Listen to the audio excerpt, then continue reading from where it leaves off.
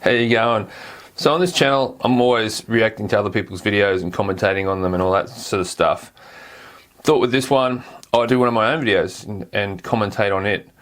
So let's just jump straight in the video and I'll talk you through it. Thanks for watching. So the start of the video, I thought I'd try to do something different, and instead of just showing a highlight reel of the video, I thought I'd do that in reverse and then yeah, take you back to the start of it rather than go from the start to the end and then go back to the start. So this was an old shelter site that I had. I'd done a previous shelter here several years beforehand, and nature had come back in and reclaimed it all, so I thought I'd yeah, turn it into something else. It took me like months to dig this hole out. I was only doing a few hours each afternoon after work, and yeah, it started out good. It was all clay, and then I got down to bedrock, and that was a pain. Right from the start, I hoped it'd get water in it, because I planned to do a drain, and I thought, oh, if I get some water in it, it'll look better when I drain it out. I didn't expect this much water, so be careful what you wish for when you're wishing for things like that. I actually did this a couple of times. I showed the full video of it. It was actually me jumping in, doing a big dive bomb into this pond, and actually hurt my foot because I thought it was deeper than it was, and I landed on a rock, cut my foot. It was a mess, but anyway. And the problem too was, because it was so rocky, when I got down to the level I wanted, I still had to dig down deeper to put posts in, and so I was just digging through rock, and that was, yeah, just a nightmare. Like I'd spend an hour and a half just to dig a hole for one post. A lot of people ask me, what am I doing here? Why did I scorch these logs? Yeah, I'm doing it for two reasons. One is because the area that I'm in is a lot of termites, and so by scorching it, the termites don't like that hardened, burnt wood. They'll prefer any other wood that's in the area. They'll eat that first. And the other thing it does is, because it hardens the wood up when it burns, it helps prevent it from rotting. So when you've got that post, the end of the post underground, it's going to last longer. Yeah, that's why I scorched the bottom of the posts. So when I'm building this shelter, I've got a basic idea of what I want to do, but as I'm building it, I'm constantly thinking things through, or thinking other steps ahead and changing things to accommodate for it. So I'll do something and then I'll say, well, what I plan to do isn't going to work, so I have to do something else. Yeah, it's not a fixed thing. It's just a very fluid kind of plan that I've got. But I do have a plan. I know in my mind what I want it to be like. I just got to make that happen somehow. So I think at this stage of the video, I am a good couple of months into it. And what I'm working on here is going to be the mould for adobe bricks. No, I've never made adobe bricks before. I was just winging it. But yeah, it worked out pretty well. But I did find if the bricks are exposed to water for a long period of time, they will fall apart, because they're not fired bricks. It's just dried clay with bits of grass and stuff in it. So yeah, that's just clay, sand, and the grass, dry grass that are chopped up. And the consistency is whatever the consistency is. I want it to sort of hold its shape. Don't want it to be too wet. So this shelter that I'm in is actually the fourth shelter I built when I started the YouTube channel. So I made enough bricks for the wall, or the lower part of the wall that I wanted, as well as the fireplace. So the smaller ones, I use them in the fireplace. Now I'm just prepping clay for some pottery. So I built a kiln previous to this in another video, and I had in mind when I built that kiln that I'd be building this shelter. So I thought I wanted to make it big enough. I actually had the idea I was going to make roof tiles and fire them all, but I just didn't have access to enough clay to do all that. So I had to change things up. That's just old sheets, an old sheet that I've got there. I just cut into squares and got it hanging just so water can drip out of them and they can just slowly dry without drying too quickly. And I just checked them every day until it was at the consistency I wanted. I had a lot of failures when I was doing the pottery in this video, just because I was really pushing the boundaries of what was capable. I was working with big pieces and I knew it wasn't all going to work out. You know, and you got to accept that. That's part of doing bushcraft, is things aren't always going to work out for you, and you just have to accept that and just go with the flow, modify where you have to, and rebuild where you have to. I was roughly doing 3 to 1, so 3 parts clay to 1 part sand, and then just trying to get it uniformly work through that. That was a long, slow process to do all that clay. And every time I'd go in the shelter, I'd look at all this clay hanging up, and I'm like, oh, I got so much more to go. It was at about this point that I had a couple of koalas fighting just nearby, so I did a short of in another video. You can check that out on the channel. But yeah, it was a pretty cool distraction watching these koalas fight. I put this in because a lot of times I'll find it boring to show the whole process of cutting something, and even putting things together. I'll show like 1 or 2, and then I'll just show the end result. But I wanted to show what I was dealing with this wood, and how long it was taking to actually cut each piece, to give you an idea how long it takes to cut all the wood that I did there. Yeah, this was the first little mistake I made. I didn't make my hole for the fireplace before I put all the tarp in there, and I'd filled it all in, and then I realised that then I had to dig it all out again to dig this hole through for the fireplace. So this is inside the shelter, and it was a good, I don't know, 1700 mil high, like the hole up through the ground. So you look 1.7 meters long. So it's got a really good draw on it on that fireplace when you got it going. There's pretty much no smoke at all getting into the shelter, which is what I've always been trying to do with every fireplace I've done in a shelter. I've tried to learn and improve. Originally with the bed, I wanted it so I could fold it up out of the way, so I could have a big floor space to do other projects with, or whatever I'm doing in there, or set other chairs around if I wanted to have people in there. And so I thought, I'll have the bed so I can just lift it up, move it up out of the way. But it was too much of a pain you can do that, but it's too much of a pain to try to lock everything in, and then you've got to get it all out. But yeah, if I have to, I can, but it's really not practical to do it. Early on I showed that water that had come in when it rained. We got inches of rain, but I always knew water's going to get into the shelter. That's why I wanted to put that drain in there, even when it's got the roof and everything on, because what happens is when you get heavy rain, it soaks in further uphill, and as it soaks down through the ground, it hits the clay layer and then travels along underground on that clay layer, because it can't seep through it. And then that clay layer is right around my hip height on that back wall. So you got all that rock there, and then above that you got clay. So it hits that. So I always knew it was going to, when we got heavy rain for long periods of time, it was going to seep out through that wall. But I didn't do anything to address that wall, and now I'm dealing with it a bit now, with the wall that's collapsed and everything in there from months of rain. So what I should have done was put some extra posts around on the inside, and then put logs behind that to brace the wall, to stop that wall giving way. So that's a hot tip for you. If you're going to do one of these shelters and you want it long term, and it's somewhere where you're going to get rain, then yeah, definitely build a wall around inside the shelter to prevent the wall caving in. The whole point of this shelter was, it gets really hot here where I am in summertime, so I thought I'll try putting it underground, so it's going to be a lot cooler.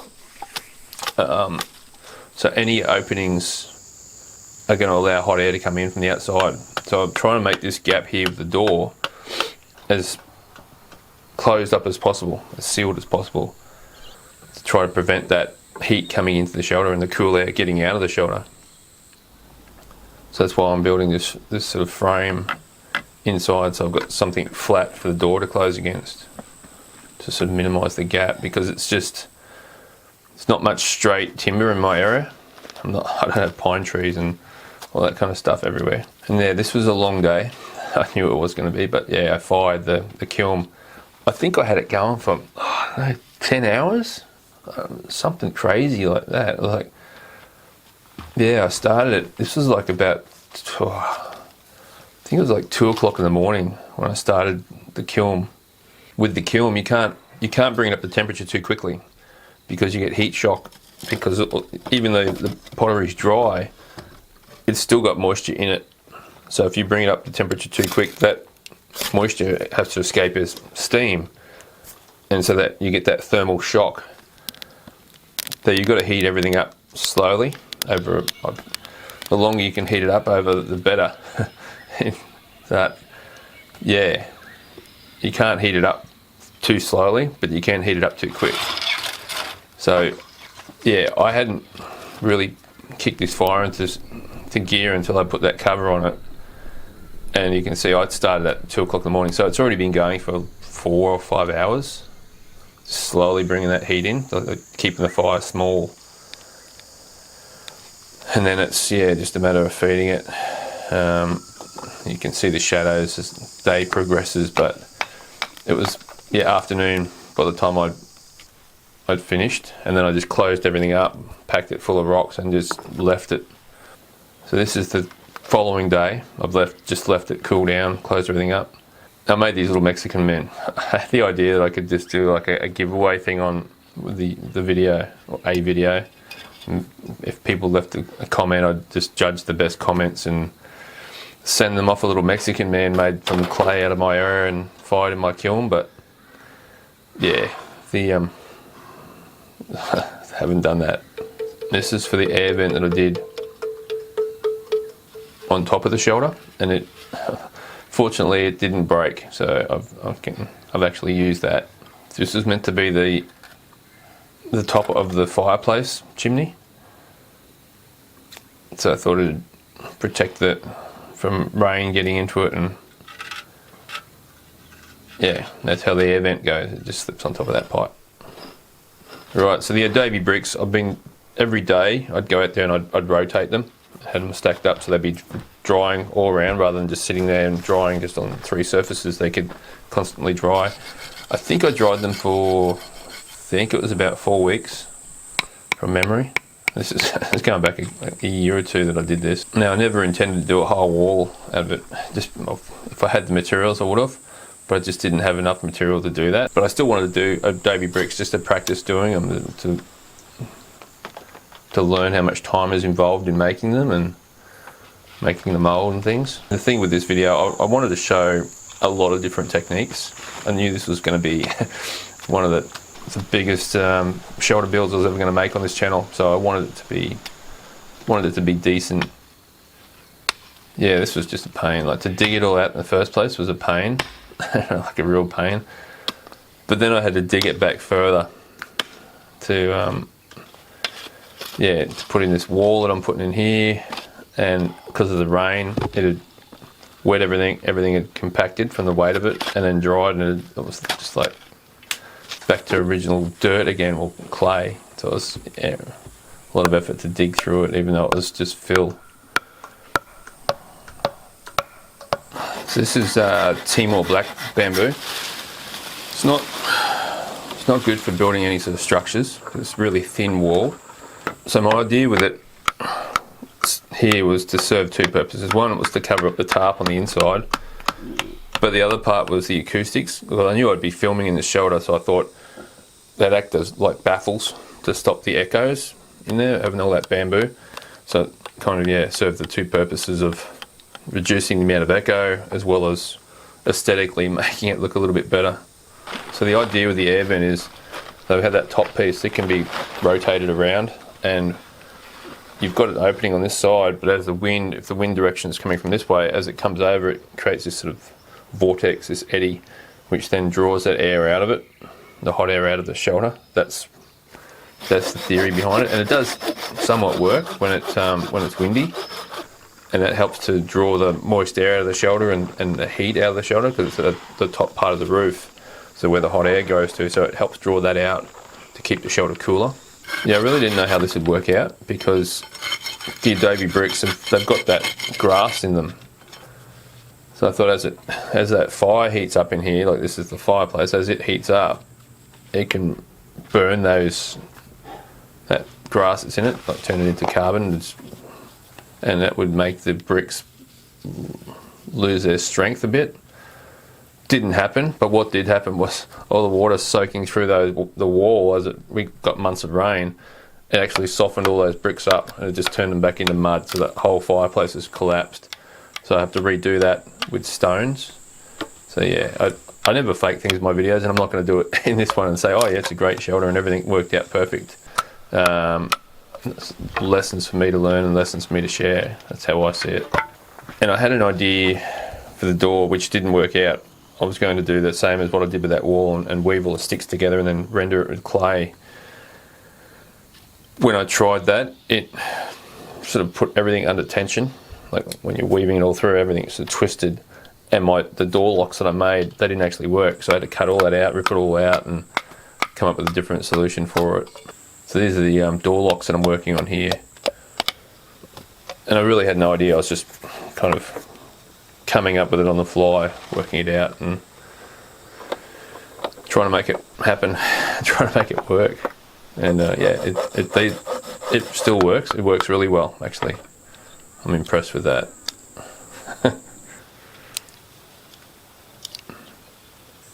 So this was a screwdriver on my Leatherman that I'd turned into a chisel. And I've got another video where I show that. I did a long time ago, but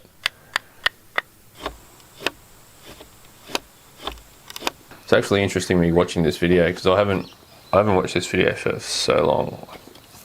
When you spend so much time editing a video, once it's done, it's done. You don't go back to it and watch it over again because it's, yeah, I've seen it so many times. Because I edited this thing for months. I was working on it because I was editing the video as I was making the shelter. So yeah, for months I was watching these clips. So yeah, I don't go back and watch my videos over when they're up, when they're done, and I upload them. That's it. I'm the most negative person on myself out there. So yeah, that's another reason why I don't watch my videos through. But this is the one video that I've done on my channel that I can actually say I can watch it through and not be really critical. Other videos I've done, or mostly every video I've done on my channel, if I look back through it now, I'm like, oh, that's.